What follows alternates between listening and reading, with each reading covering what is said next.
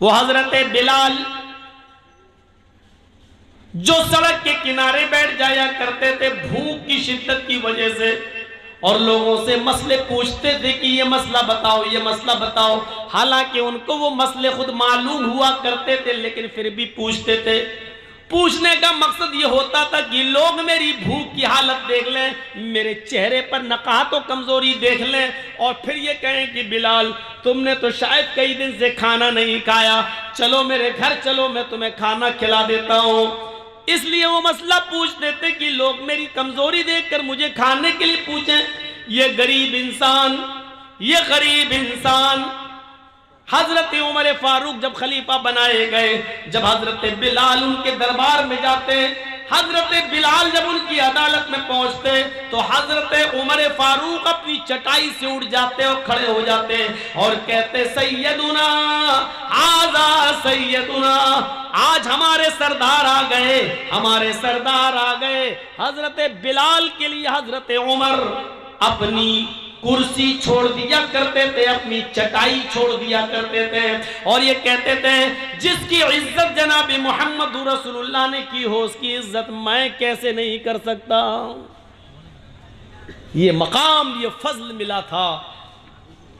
और शायद यही वो चीजें हैं जिसे देखकर डॉक्टर अंबेडकर ने इस्लाम कबूल करना चाहा था, कि यही वो मजहब है जिसके अंदर ऊंच नीच नहीं है, जिसके अंदर छोटा और बड़ा नहीं है। वरना आप मनुस्मृति पढ़ के देख लें, हमारे हिंदू भाइयों की जो नाक कहलाती है किताब, उसको जब पढ़ेंगे तो जात और बिरादरी को किस तरीके से खोखला किया गया और किस तरीके से बिरादराना तासुब पैदा किया गया। लिखा है कि ब्रह्मा जी ने अपने मुंह से ब्राह्मण को पैदा किया। मुंह सबसे ऊपर होता है ना, तो सबसे ऊपर जो ब्रह्मा का मुंह है उससे ब्राह्मण पैदा हुआ है। अपने हाथों से ब्रह्मा जी ने छत्री को, ठाकुर को पैदा किया है। ये रान, ये घुटने से ऊपर का हिस्सा, इससे वैश्य पैदा हुआ है। ब्रह्मा जी की रान से वैश्य पैदा हुआ है। और पैर नीचे तक, घुटने से नीचे तक पैर, पंजा, ये सब, इन पैरों से, ब्रह्मा जी के पैरों से शूद्र पैदा हुआ है। शूद्र, हरिजन। लिहाजा ये नीची जात है, नीची जात है, ये गुलामी करने के लिए पैदा हुआ है। इससे नालियां साफ कराओ, गंदगी साफ कराओ। साफ लिखा हुआ है मनुस्मृति के अंदर।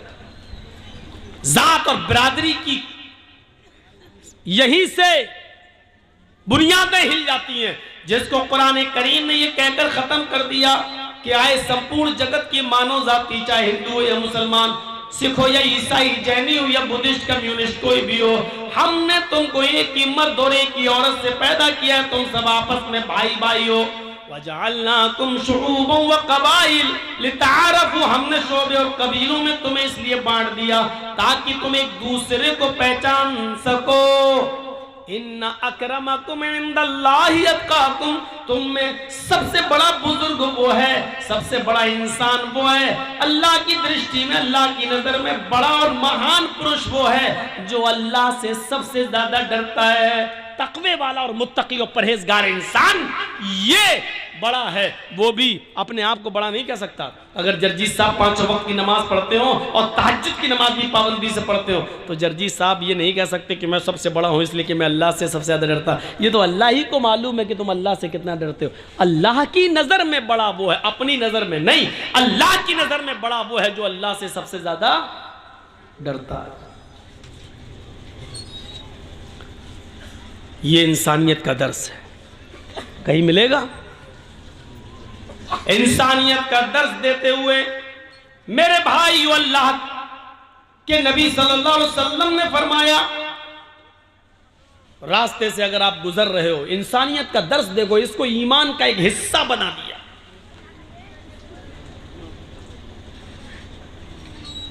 फरमाया अल ईमानु बिज़ुन व सबऊन शुअबतन फअफ़ज़लुहा क़ौलु ला इलाहा इल्लल्लाह व अदनाहा इमाततुल अज़ा अनित तरीक़। वल हयाउ शुअबतुम मिनल ईमान, ये लीजिए ईमान का हिस्सा बना दिया।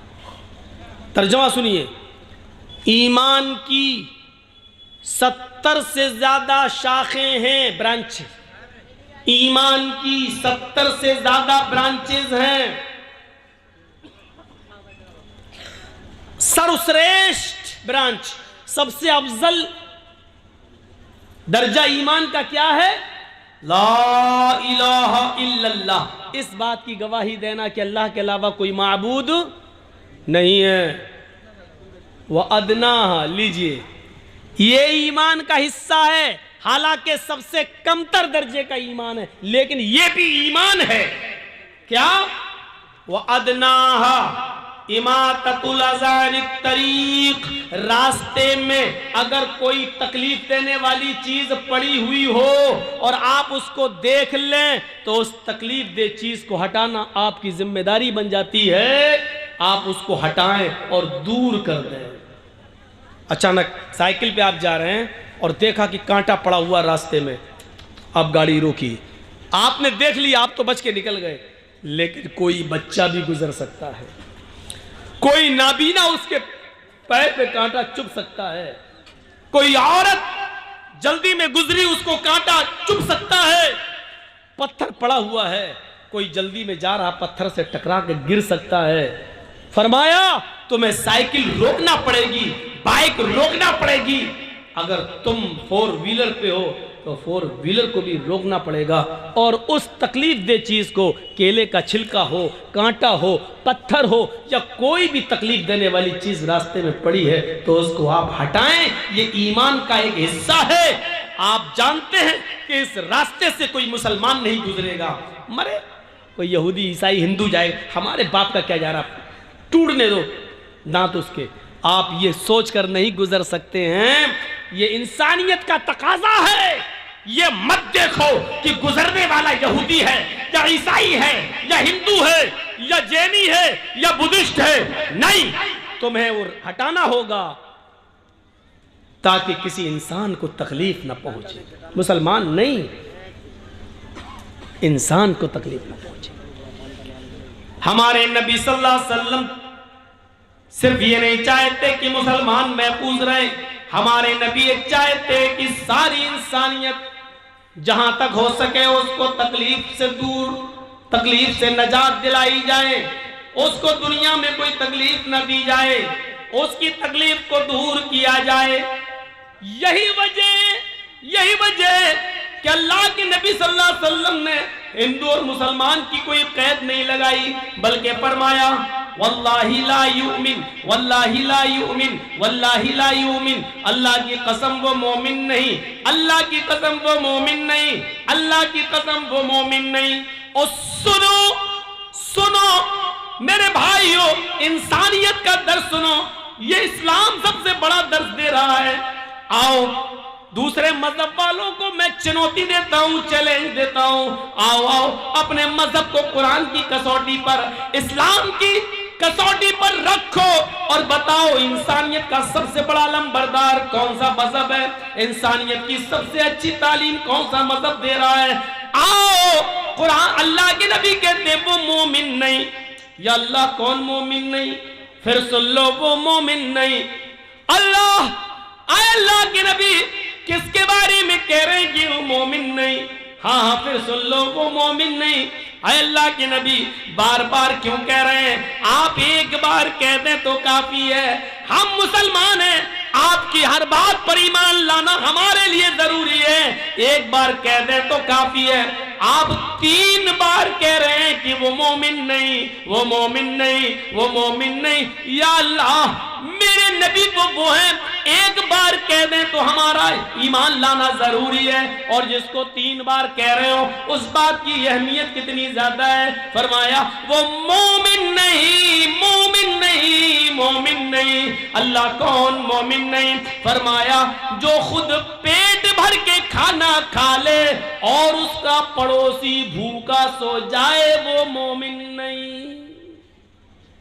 पड़ोसी का लफ्ज आया है, ये नहीं कहा कि मुस्लिम पड़ोसी होना चाहिए, हिंदू भूखा मर रहा तो मरने दो, यहूदी भूखा मर रहा तो मरने दो, ईसाई भूखा मर रहा तो मरने दो, सिख भूखा मर रहा तो मरने दो, बुद्धिस्ट भूखा मर रहा तो मरने दो, मुसलमान भूखा नहीं मरना चाहिए, ये नहीं कहा जा रहा है।